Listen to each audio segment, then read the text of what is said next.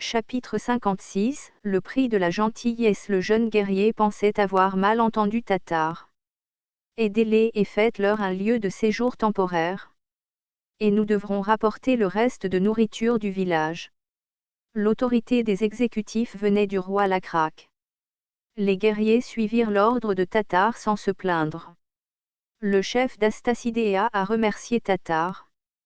Avec l'aide des guerriers hommes lézards, la résidence des Astacidéa fut rapidement achevée. Et tandis que les guerriers hommes lézards distribuaient de la nourriture, les Astacidas furent soulagés et firent preuve de bonne volonté. Le chef d'Astacidéa s'est présenté comme Loubo et a dit à Tatar. Vous avez dit que vous vous appeliez Tatar, n'est-ce pas? Merci beaucoup. Bien sûr, pas de problème. Ce n'est pas un problème. Quelque chose comme ça n'est pas courant chez nous. Lorsque des naufragés sont repérés, les gens leur enlèvent tout ce qu'ils ont et les expulsent. Il y en a aussi beaucoup qui meurent. Ce n'est pas le cas dans notre pays. Oh! Loubo semblait touché. Loubo a continué à demander à Tatar tout ce qui l'intéressait, et Tatar a fourni des réponses aux questions non moins sensibles. Quelle est la taille de cette île? Ce n'est pas une île.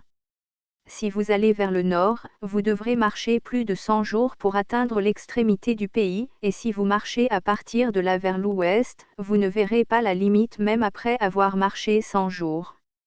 Oh! Loubo toucha légèrement la manche de Tatar avec sa petite griffe. Les vêtements que vous portez sont lisses? Je n'ai jamais rien vu de tel. De quoi est-ce fait?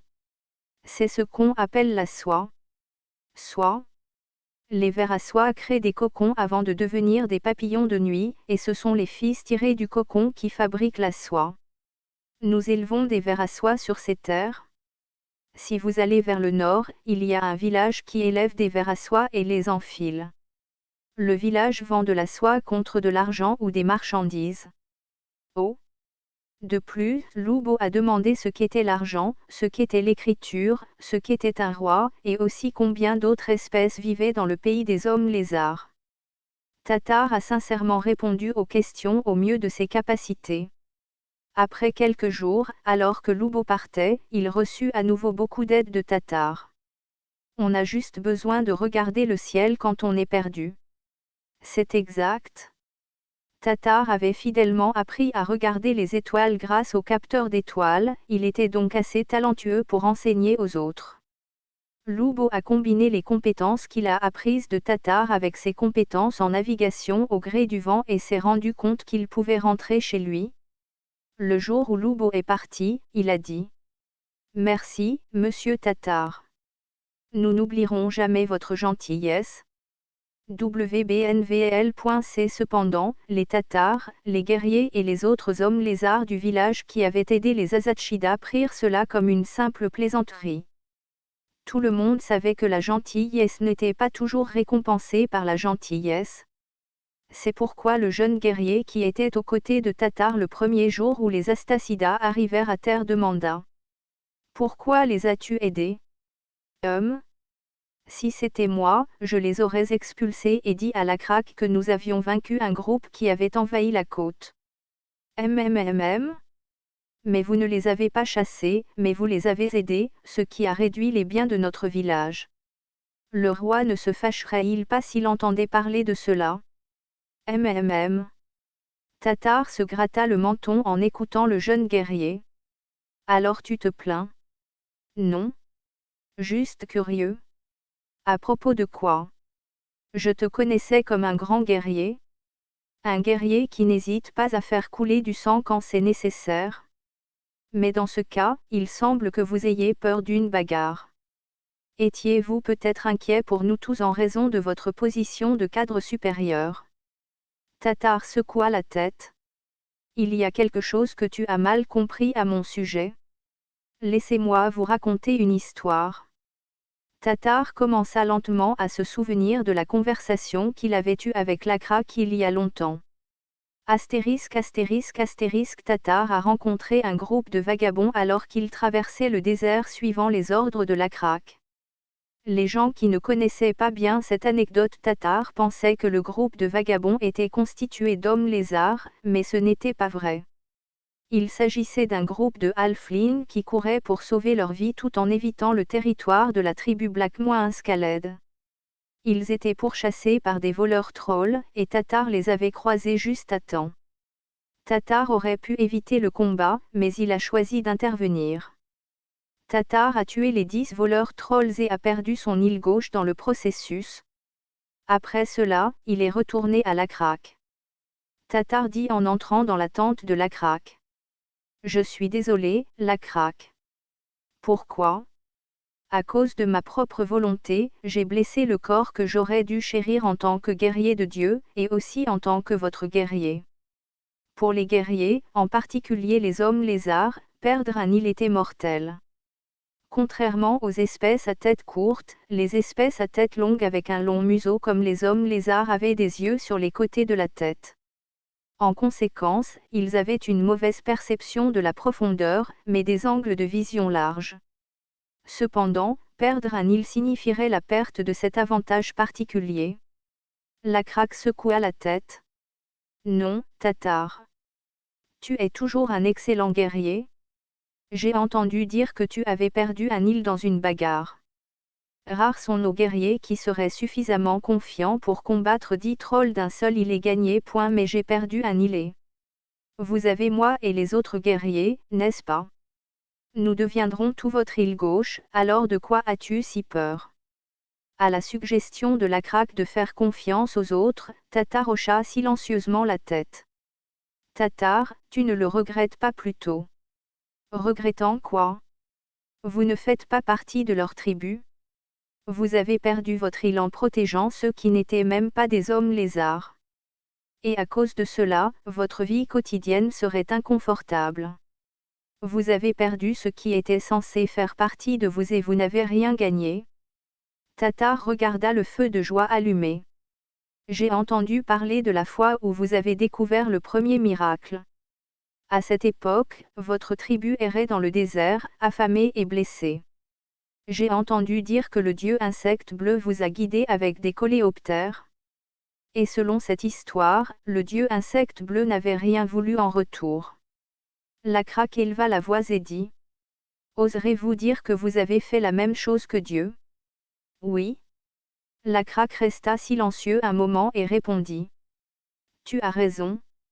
Lakrak jeta un morceau de bois dans le feu de joie pour réchauffer la tente. Continuez à agir comme si vous le faisiez maintenant pour le futur. Même si quelqu'un dit que vous avez tort, souvenez-vous de notre conversation d'aujourd'hui et parlez-lui. Dites-leur que Lakrak est également d'accord avec vous. Tatar, le guerrier à la personnalité carrée, a fait exactement ce que Lakrak disait et n'a jamais perdu son entêtement. Astérisque astérisque astérisque alors que Tatar finissait de raconter son histoire, le jeune guerrier baissa la tête, embarrassé. Je n'avais pas réalisé que tu accomplissais la volonté de Dieu. C'est bon. Tatar tapota l'épaule du jeune guerrier et passa devant lui. Il se peut que vous ayez raison. Mais c'était moi qui avais le pouvoir et la responsabilité de prendre des décisions. Je n'ai pas peur de les combattre comme tu l'as dit, alors ne t'inquiète pas. Même si Tatar avait dit cela, il était inquiet cette fois. C'était la première fois que les hommes lézards rencontraient l'espèce Astacidea, et même s'il s'agissait d'une supposition sans fondement, il était possible que les Astacidas soient des menteurs. Tout aurait pu être une astuce pour prendre les hommes lézards au dépourvu. Pour ces raisons, Tatar a choisi quelqu'un du village pour surveiller le littoral, surveillant chaque jour l'arrivée des navires. Peu de temps après, Astacida réapparut. Encore une fois, c'était Lobo, qui était arrivé ici la dernière fois à cause d'un naufrage. Encore un naufrage. Certainement pas. Alors? Je suis venu cette fois parce que je voulais acheter de la soie et ce qu'on appelle du fer. Tatar était soulagé. Cependant, il y avait quelque chose qu'il ne pouvait pas comprendre. La soie et le fer nous coûtent également assez cher, alors en avez-vous vraiment besoin? En plus, vous n'allez pas sous l'eau. La soie deviendrait mouillée et le fer rouillerait rapidement. Le chef des Astacidas, Lubo, secoua ses antennes. C'était l'équivalent d'une espèce dont le cou secouait la tête. Nous pourrions simplement changer notre mode de vie s'ils deviennent mouillés et rouillés. N'y a-t-il pas aussi un moyen de les sécher et de les huiler? La soie est belle, donc si nous l'utilisons pour confectionner des vêtements et les porter, nous nous démarquerions des autres Astacidas. Et si nous utilisons des armes fabriquées dans un matériau dur comme le fer, nous pourrions vaincre nos ennemis plus facilement. Ennemis? Oui, nous sommes au milieu d'une bataille. Lubo ouvrit et ferma ses grandes griffes. Tatar a vendu toute la soie restante du village.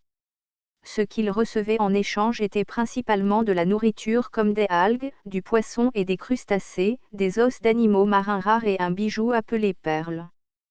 Tatar n'accordait pas autant de valeur à la perle parce qu'il n'avait aucun moyen de connaître sa valeur, et Lubo a également fixé le prix bas parce que c'était quelque chose de banal pour eux.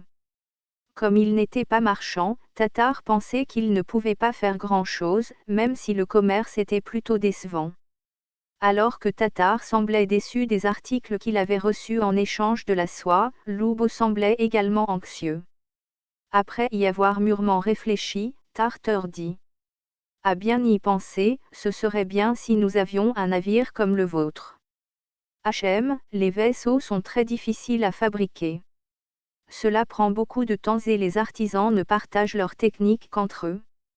Je ne suis pas commerçant, donc je ne connais pas ce genre de choses. Faisons juste de ça notre dernier échange. Non.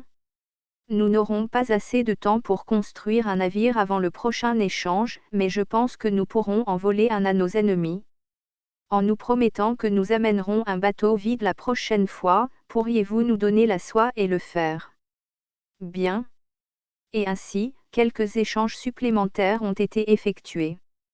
La Craque s'habituait peu à peu à la vie à Orazan. Mais vivre à l'intérieur restait pour lui contraignant et étouffant. Le château, qui était à une échelle dont il était quelque peu satisfait, était encore en construction, donc la Craque était plus souvent sur la colline surplombant Orazan que dans sa maison ou son château. Par conséquent, la tente que la Craque utilisait à l'époque nomade était installée sur la colline comme bureau. La Craque a passé beaucoup de temps à écouter personnellement les garçons de course de différentes régions de son pays, ou à lire des rapports écrits sur soie avec du fusain et à y répondre. Mais la Craque aimait avoir des conversations, donc ce n'était pas si ennuyeux pour lui. Surtout récemment, il y avait eu des nouvelles intéressantes. Alors, combien y a-t-il de navires maintenant? 4 navires. Le garçon de course qui se tenait devant la Craque venait d'un endroit lointain, Maganen. À Maganen, une espèce inhabituelle appelée Astacida continuait d'apparaître, et Tatar, l'exécutif, continuait à faire du commerce avec elle. Au début, la Craque ne s'attendait pas à grand-chose lorsque Tatar reçut divers objets, perles et navires. C'était parce que les perles que le garçon de course lui avait apportées semblaient inutiles à la Craque. Et les seuls navires que la Craque connaissait étaient les radeaux, il ne comprenait donc pas pourquoi les Tatars les acceptaient dans le commerce alors qu'ils pouvaient simplement attacher du bois ensemble et fabriquer rapidement le leur. Cependant, la valeur de ces choses était différente de celle à laquelle la Craque s'attendait. Il y a peu, Qiang, venu d'automation pour une réunion, a vu la perle et a exprimé son admiration. Est-ce que cette chose a une valeur? Demanda la Craque. Que ce soit le cas ou non, je n'ai jamais vu quelque chose d'aussi rond et brillant. Il y a beaucoup de gens au centre du continent qui aiment les accessoires, donc des choses comme celle-ci se vendront à des prix élevés. Combien en avez-vous? Environ 3 pochettes pleines. Quoi? Lorsque Qiang lui expliqua combien il pouvait être vendu, la Craque jugea que Tatar avait bénéficié 10, voire 20 fois plus, d'un seul échange. Le navire était également complètement différent de ce que la Craque avait imaginé. La Craque voulait voir les navires lui-même, alors il ordonna d'en amener un à Orazan. Tatar a ainsi demandé à un marin Astacidéa et à des guerriers qui avaient appris à naviguer de prendre le bateau le long du littoral.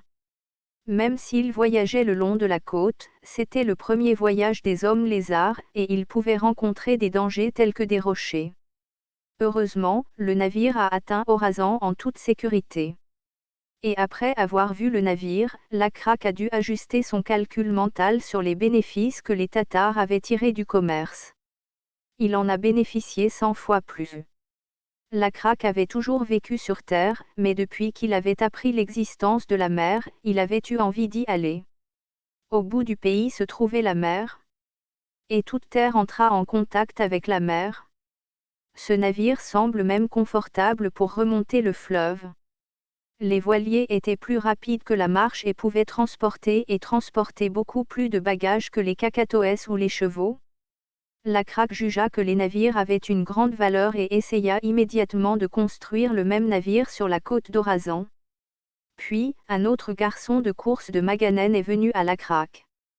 La Craque était curieux de savoir quel échange tatar avait fait cette fois-ci, mais il s'est avéré que ce n'était pas un échange, mais une étrange demande.